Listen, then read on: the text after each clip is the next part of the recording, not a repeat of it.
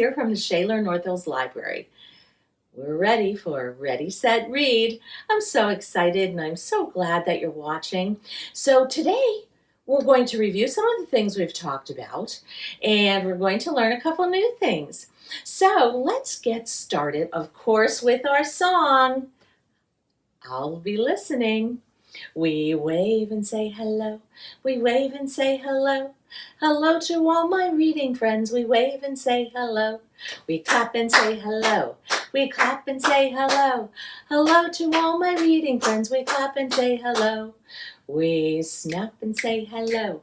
We snap and say hello. Hello to all my reading friends. We snap and say hello. Hi, everyone. Hey, let's get started.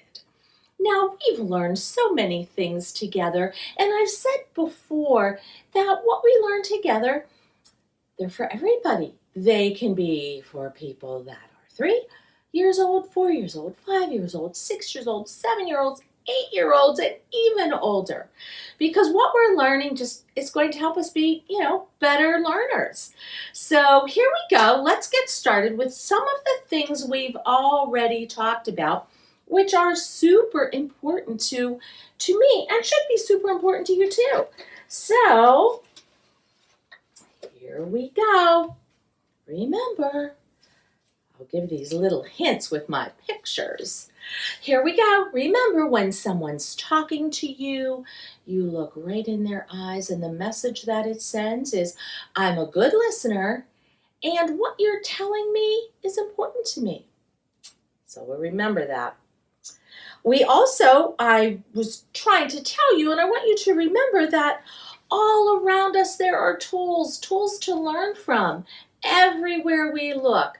So use your eyes, look around, take it all in, learn from everything around you. And that's especially important when you go to school, and you might be learning at home for a while, or you might be learning at school. But in school, there might be the alphabet, like just right behind me, and there might be some decorations. And people think, oh, those are really colorful decorations. But if you look carefully, they're learning tools.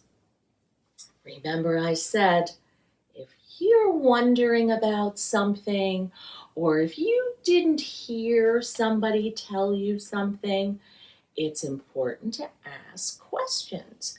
Don't ever be afraid to ask a question. Maybe you could say something like, could you say that one more time? Or, I didn't hear you. Could you please say that in a different way? Or, what does that mean again? So if you wonder about something, always ask questions. The other thing, of course, I wanted to tell you is practice those letters. Practice especially the tricky letters that look a little bit alike. So we're going to practice our alphabet every day. And then, of course, getting a good night's sleep. When you sleep, you grow. And sleep is just as important as what you eat or what you drink. So getting a good night's sleep can really help you be a good learner. And getting a lot of sleep can help you be a good learner. And sometimes you can even say to whoever takes good care of you, you can say, hey, can I go to bed a little tiny bit earlier tonight? Being in my bed or wherever I sleep feels comfortable and cozy.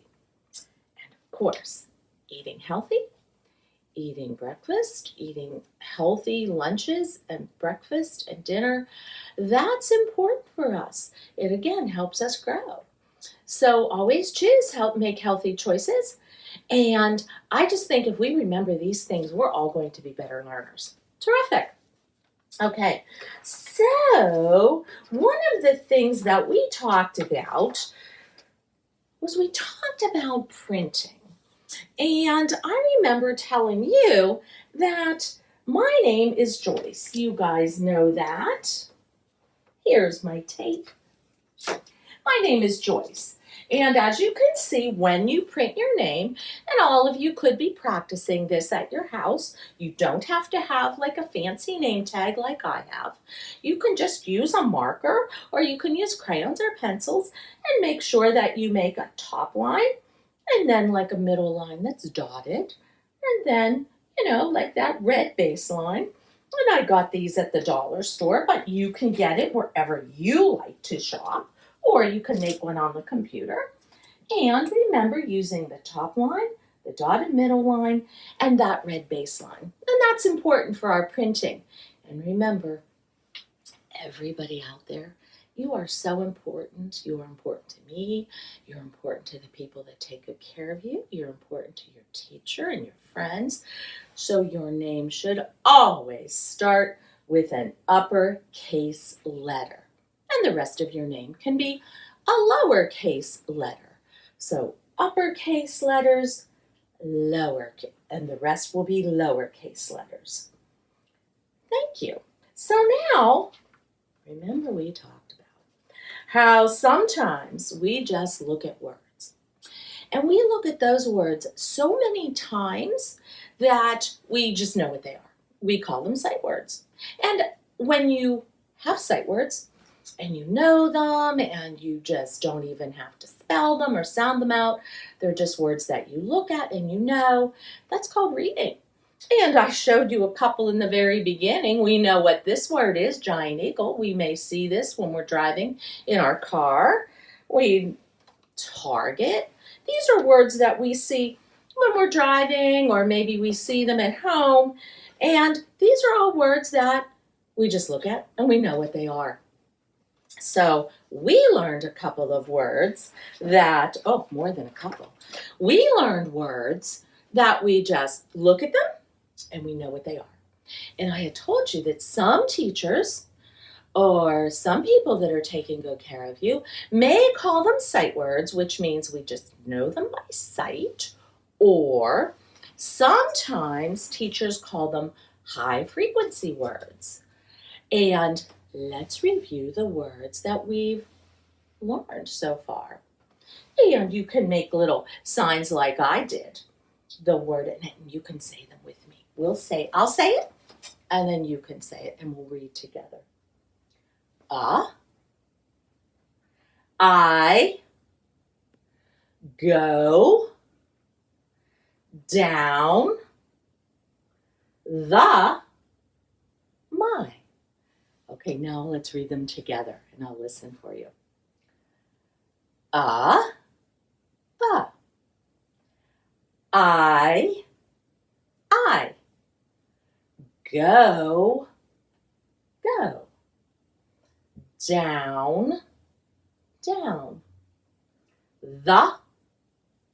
the my very, very good. I'm so proud of you. This is so great. The other thing we talked about in the last couple of weeks was we talked about patterns. And we said that patterns are something that always repeats itself. Always repeats itself. And last week we did some patterns like, let's do one now together. Let's do a clapping pattern using our hands. And then we'll use a pattern using our legs. So we'll do clap, clap.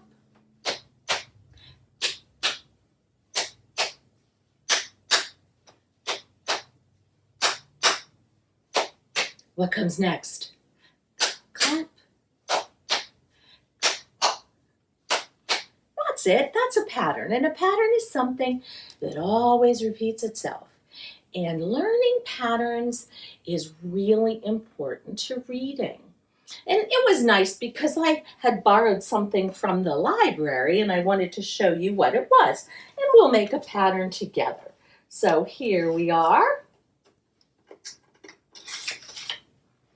Here we go. And this is one of the teddy bear patterns that we used last week. And remember I said that when you say a pattern, we call it reading a pattern. When you say a pattern, it can kind of sound like a song, and you'll know what comes next. So I want everybody to take a good look at the pattern and get ready to read it with me, and then we'll finish the pattern. We'll know what comes next. So here we go. I have my Little teddy bears ready? And here we go. Blue, blue, yellow. Blue, blue, yellow. Blue. What comes next? What comes next? Blue. There we go. Let's read it together. Blue, blue, yellow. Blue, blue, yellow. Blue, blue. What comes next? Yes, yellow. I heard you say yellow. There we go. Let's put the little yellow bear up there and let's read it and continue the pattern. Blue, blue, yellow. Blue, blue, yellow. Blue, blue, yellow. What comes next? Yes, blue, blue. Terrific. Blue and blue. And what comes next? Yellow. Let's read the pattern together. There we go. Stay up there, little bear. Let's read it together. Blue, blue, yellow. Blue, blue, yellow. Blue, blue, yellow. Blue, blue, yellow. Blue, blue, yellow. Blue, blue, yellow. Fantastic. And remember, look in your house. Look in your house for patterns. Maybe you're wearing a striped shirt. Maybe your wallpaper has patterns. Maybe your towel that you use when you get a bath has a pattern. Find patterns in your home. Patterns are really good tools to help us read. Super good tools to help us read. Fantastic. Okay, when we come back, we're going to go over some letters. Terrific. Hi there. Hi again. It's me, Pete the Bug. It's good to see you again. I'm glad you came back and doing great on those sight words and everything. That's awesome. I thought it's fun when we recognize words that we already know. It's a good time. Miss Joyce brings out the Lego and the Cheerios, and last week we did the one way and the stop and the peaches aren't ripe. And this week I have a few more for you. I bet you can read this. You know what that says? That's 2 words. Toy Story. Good job, Toy Story. Good. Disney owns us, don't they? Yeah, alright. And then, I bet you know this one. You might even be watching Miss Joyce on this. What's that? YouTube. You're right. Good job. YouTube. Good job. And then, I bet you know this one. I'm sure you do. They're still playing even though we can watch them on the TV. Who are these guys? Pirates. Good. The pirates. Yep, pirates. So yeah, you can recognize the letters in that. And then you know this one.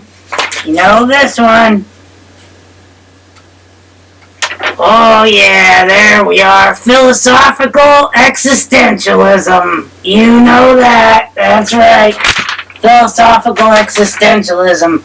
So you'll be using all those words and a lot more, and reading all those words and a lot more come kindergarten and on into your life, my friends. Well, thanks a lot. Back to Miss Joyce. Bye. It's me, Pete. See ya. Bye. Back, and let's review some letters.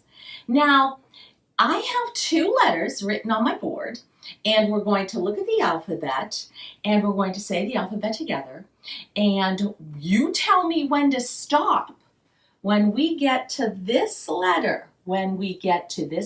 And notice, I have the uppercase letter and the lowercase letter. So here we go. Let's take a good look at this letter. If you know what it is, when we get to it, when we say the alphabet, shout it out. So here, well, if you can shout it out, if your brother or sister isn't still sleeping. So here we go. Alrighty, take a good look. I'm walking over, and let's say our alphabet together. A, B, C, D, E, F, G. I heard you out there. I heard you shouting out the letter G.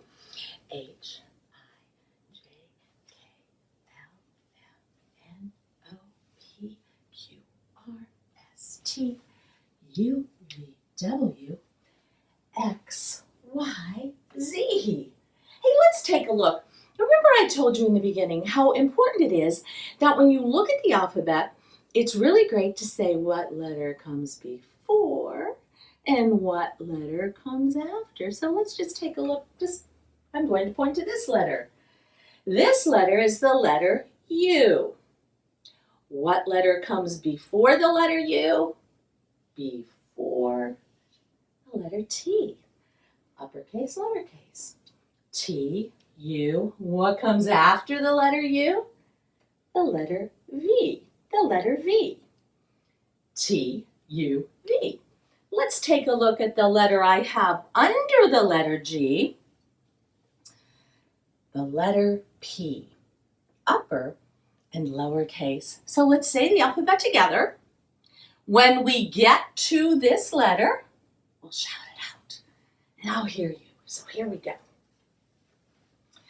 A, B, C, D, E, F, G, H, I, J, K, L, M, N, O, P. I heard you out there. Q, R, S, T, U, V, W, X, Y, Z. That's fantastic. You know what else I wanted to tell you, which would be really fun, is you can pretend that you're a teacher. And when I was a little girl, I used to pretend I was the teacher, and I would put my stuffed animals around, and I would pretend that they were my friends and the kids I was teaching, and then I would teach. And so you can pretend that you're doing a video just like this. And sometimes when you pretend, you can really learn things. So terrific. And when we come back, we are going to talk about books. And you know how much I love books. Hey guys, what's going on? It's us. You know, who, where, beginning, middle, end. Remember Miss Joyce just talked to you about that? Yeah, well, we don't really have a reason for being here. We just wanted to remind you about the 5 things you want to consider when you're reading a story. Who is in the story? Where is the story? What happens at the beginning of the story? What happens in the middle of the story? And what happens at the end? Yeah, that's 5. 5 guys. Bye! Hey everyone, we're back. And it's almost time for us to read a story. But remember, there are 3 ways that we can read a story. The first way is, I always tell you, look at the pictures. The pictures help us understand the story. The second way that you can read a story is by listening to the words. And you can either read it yourself if you can read, or someone with you can read the story, or you can just listen to me read a story to you. So you can either first look at the pictures, or you can listen to the words or read the words. And the last way that we can read a story, and it's very important, is to retell the story. Tell the story over again. Maybe you read a story during the day, and at night you could tell Grandma the story all about it.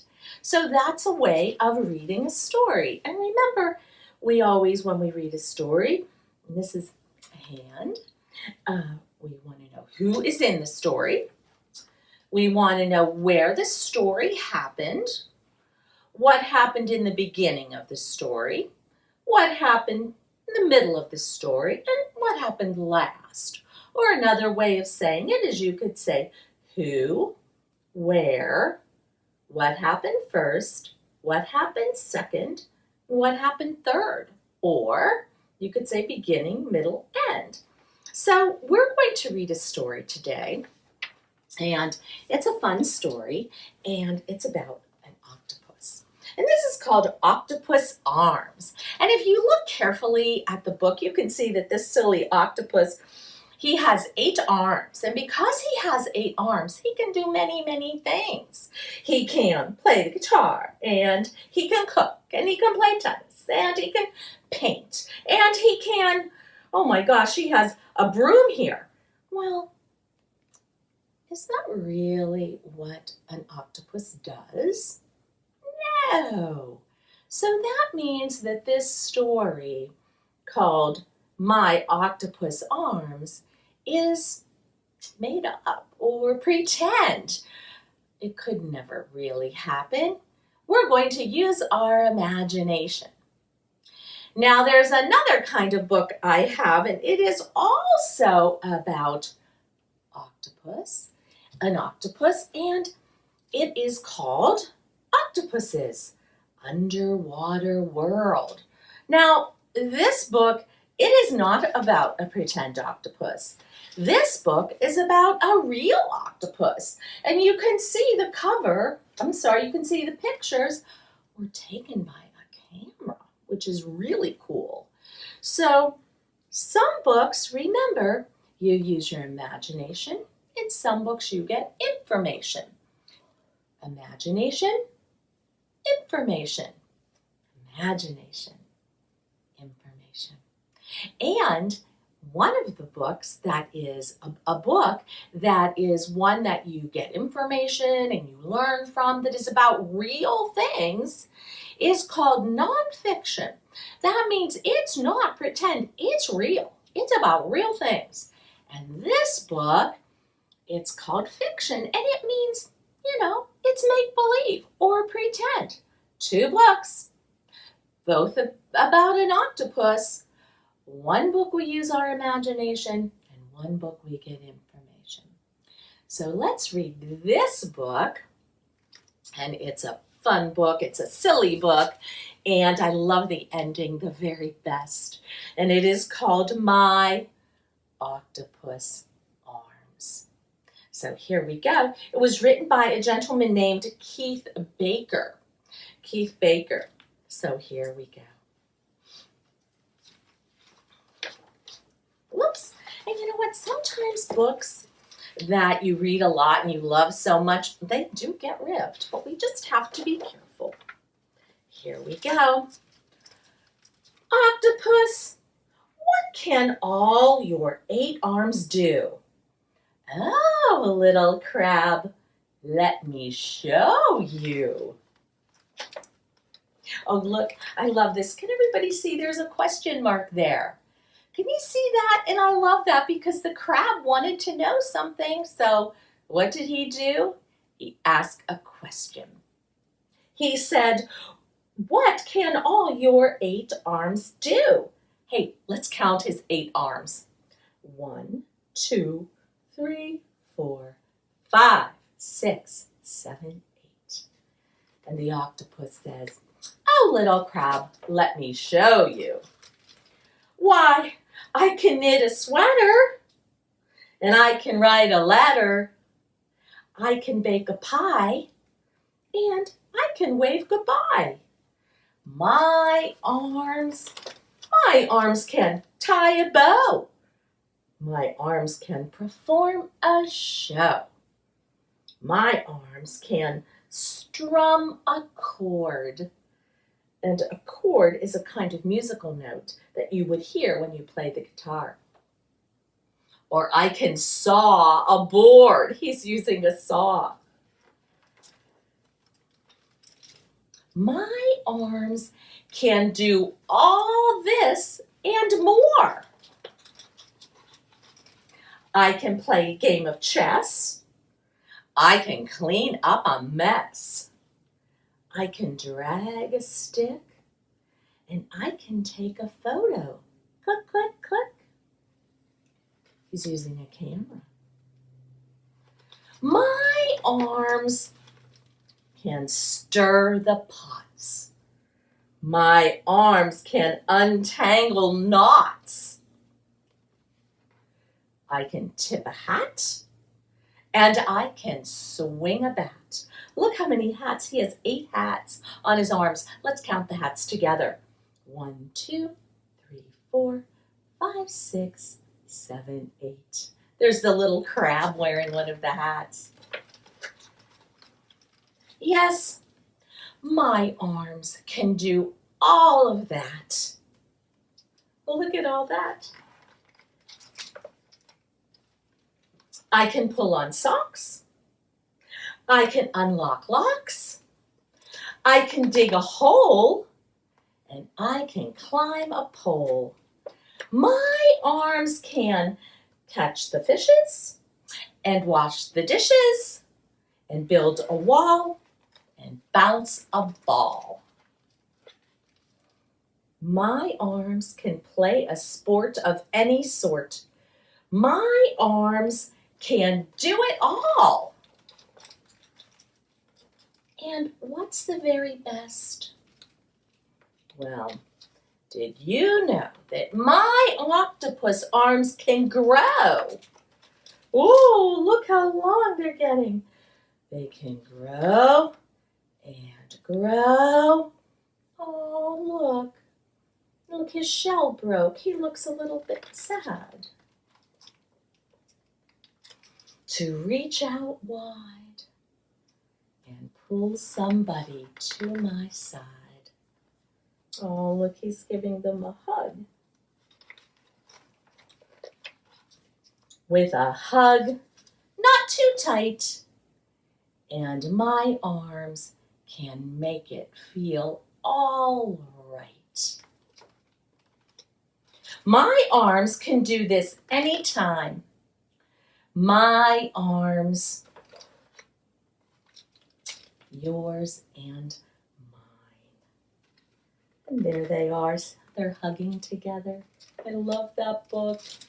That was a very good book. Let's talk about who was in the book. Let's talk about who was in the book. Well, who was in the book? Who was in the book? The octopus was in the book, yes. The octopus was in the book. And then his little friend, the crab, was in the book. Remember, the crab is the one that asked the question. The crab was the one that asked the question, but there's someone else in the book. And someone else that's in the book is this very sweet, cute little blue animal here. And I think that's an octopus. And that's who he had to give a hug to because his shell broke. So there were actually 3 characters in our book. Now, where did the book happen? Where did it take place? Well, the book happened in... Yes, I heard you say in the ocean. Yes, it happened under the water, in the ocean. Very good. So let's take a look. What happened first in the book? Well, first, that little crab, had to ask a question like, what about all of those arms? What do you do with those 8 arms? Next, the octopus told us so many things that he did with his 8 arms. Why, he cooked, and he played the guitar. He did so many things with his 8 arms. Let's go back. You know how I always say, it's really fun to go back and take a look. He tied a bow. He sawed wood. He had a show. This is so funny. He did so many things. He even baked, and he used yarn, and he was knitting. Oh, and remember, he took pictures. Click, click, click. So he did a lot of different things. And then what happened at the very end of the book? Well, at the end of the book, remember that little blue creature, his shell broke. And so the octopus used his arms to make him feel better and to draw him closer and to give him a hug. And so that was a really nice and wonderful way to use your arms. The octopus used his arms to make someone feel better, which is always a nice thing to do. So who was in the book? Well, the octopus, the crab, and the little blue creature. Where? In the ocean? Under the water? What happened first? Well, that crab was very curious and asked a question. What happened next? The octopus mentioned all of those wonderful things that he did with all of his 8 arms. And last, he used his arms to give a hug, to make someone feel better because they seemed a little sad about the broken shell. So I thought that was very nice that he used his arms to do good things and kind things. And that's how we should be, to be kind. Not not to always make someone feel better. Of course we want to do that. But just being kind every single day. So, when we come back, we are going to I have a couple things I want to tell you that to tell the people that take really good care of you because I think they're so important. And then we're going to say goodbye. So when we come back, that's what we'll do. See you in a second. Well. Hello there, my friends. It's so good to see you all. I know this is the last show of Miss Joyce's currently, and I just do want to wish you all a good time starting kindergarten. And my name is Farmer. If you don't remember, that's okay. But I thought that we could read an important sentence together using some of our sight words and some other things like pictures we can decode. So tell me, I'm going to hold this up. What word is that? I bet you know. That's I. That's I. Okay, good. Okay. Now how about this? I also put the word on here so you can also read the word. Maybe you know the word, but I have a little picture that you could decode. Alright, you know what that says? That's a heart and it says love. I love. So that's good. So you read that. Love. I love. Now up here's coming a sight word. Here we go. The or the the. Okay, so we got I that's you, right? And me, definitely me. I love, and this is probably a sentence you say all the time, so it's good now you can read it. The, okay, I love thee. And then check this out. This here's another one for you to decode. What's this? You got it. It's a house. And this is what the word looks like. Okay. Right. There you go. I. Wait, where's my I? Okay. I love the house. You know what's coming, don't you? You know what's coming because you say it all the time. Of another sight word. Good. Crabs. I love the house of crabs. Yes, I know you say it, and now you read it. Ready. Read it with me. Read it. I love. We all do. The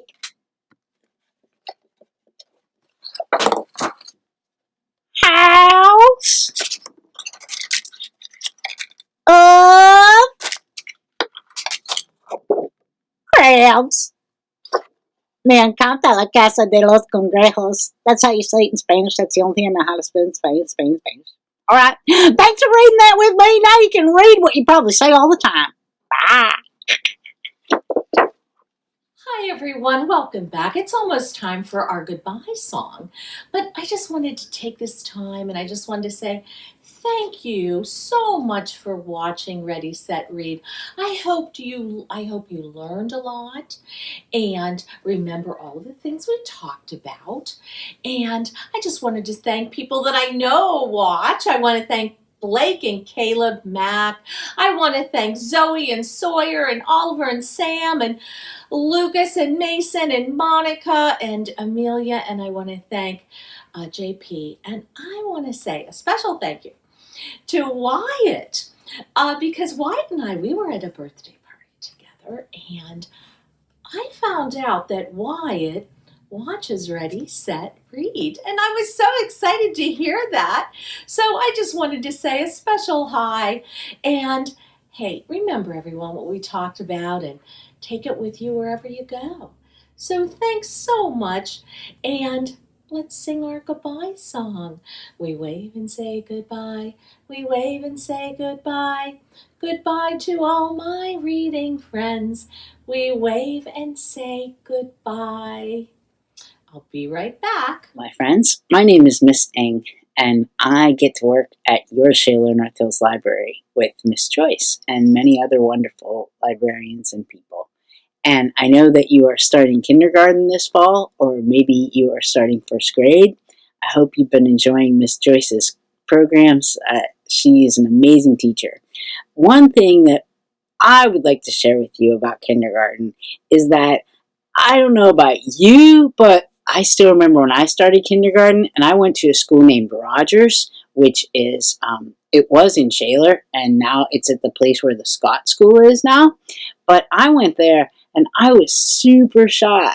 That was one of my main things, is like, I couldn't even, when Miss Joyce says that we should look people in the eye, that was hard for me. So if that's hard for you, it's hard for people. Like, it can be hard. So it's cool. Be gentle with yourself. You know what I mean? Don't feel like you have to get this right away, because you'll get it. You will. I hardly talked at all till I was 17, and now I don't shut up. But anyway, so the thing is, one of the things that I loved more than anything was watching Sesame Street. And I have a great video that I would like to share with you about Grover. It's from a long time ago, and it's also featuring one of my favorite singers in the whole wide world. Her name was Lena Horne. She was an incredible singer, and she was on Sesame Street. And it's a sweet little song, and it's about Grover feeling a little bit shy.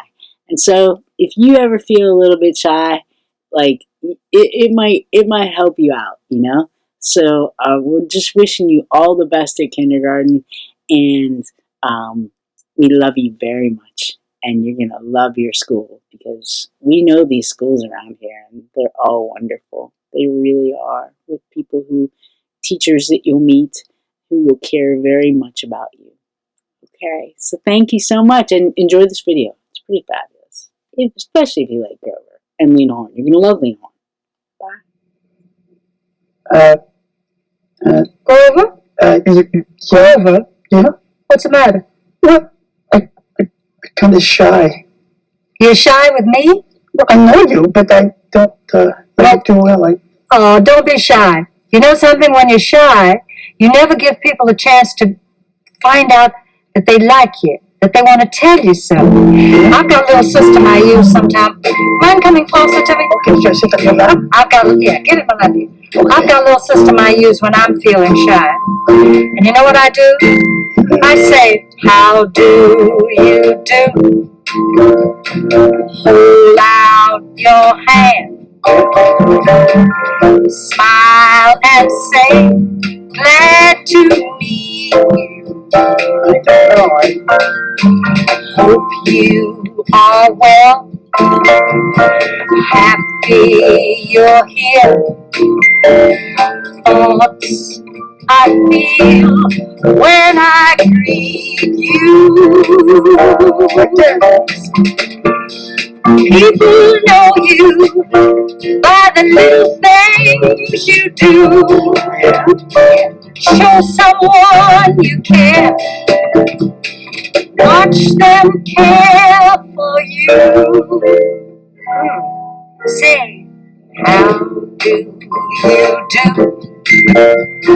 Right from the heart, hand in hand for the very first time. So very nice to meet a brand new friend. Oh, I think I understand. I'll try it, okay? Tell me what I said to you. Okay, try. How do you do?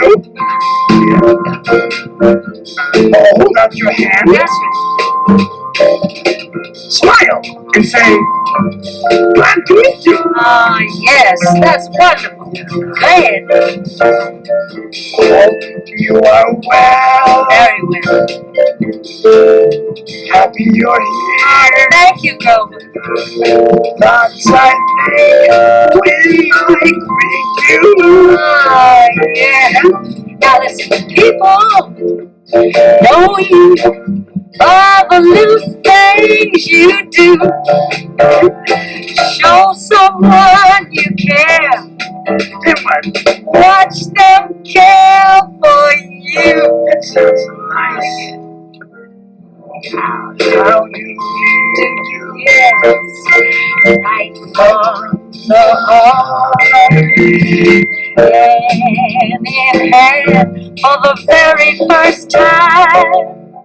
So very nice to meet a brand new friend. Oh, my.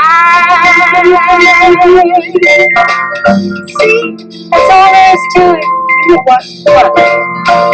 I am not shy anymore. I'm so glad, girl. Oh, great. Thank you.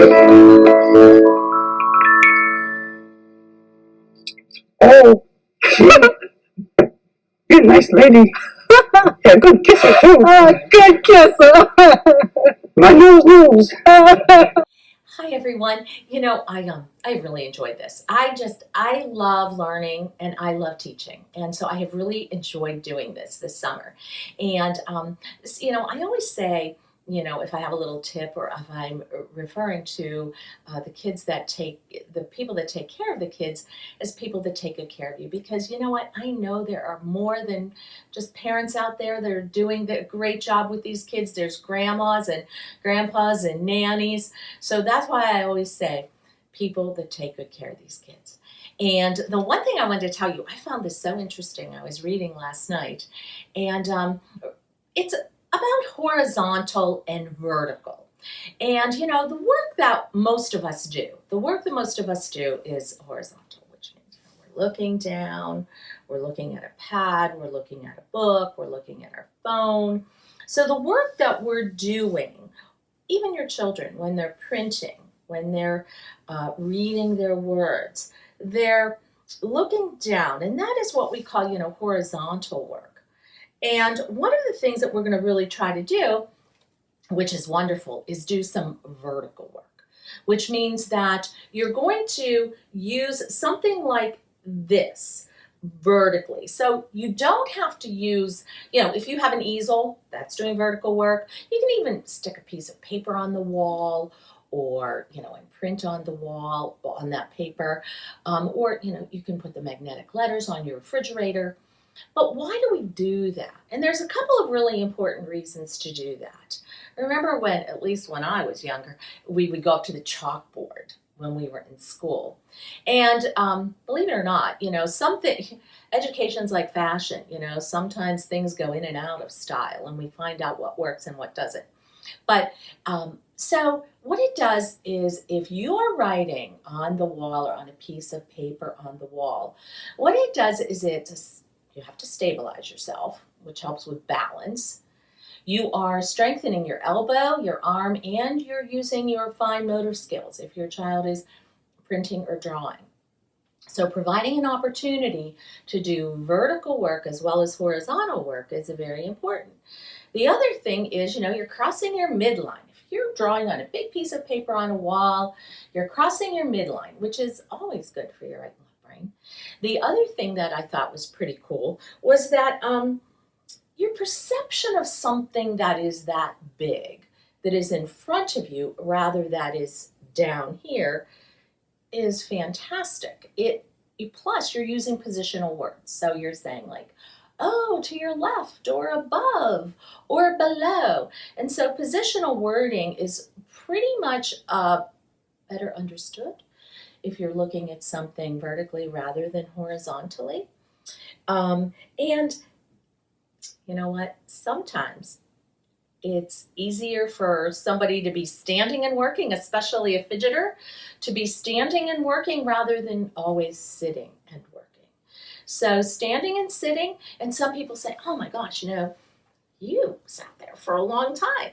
But the truth is, if your child's headed to kindergarten, they're probably going to sit for about 20 or 25 minutes without much of a physical break.